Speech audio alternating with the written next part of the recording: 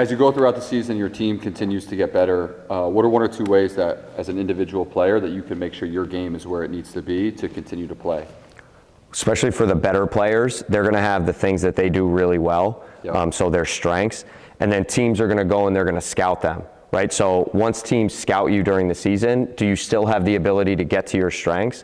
But then also, are you working on the counters to their scout, right? And so that's going to take a little bit of extra work before practice, after practice, a little more focus during practice, so that you can understand what teams are doing to you, and then how do you get to your strengths, how do you get to the counters, and then film work. Yep. So if I'm a player, I want to understand how teams are scouting and guarding me, or going against me, and then how do I get the extra work in so that when we get into the games I can recognize it and then still produce. Yeah, film work is the key as well, just from the player standpoint of understanding what we're trying to get as a team on every possession, and then also understanding, what can I do a little bit better to make sure that I'm not only getting the shots that help us win, but then also getting my teammates involved as well too, especially if I'm one of the better players on the team.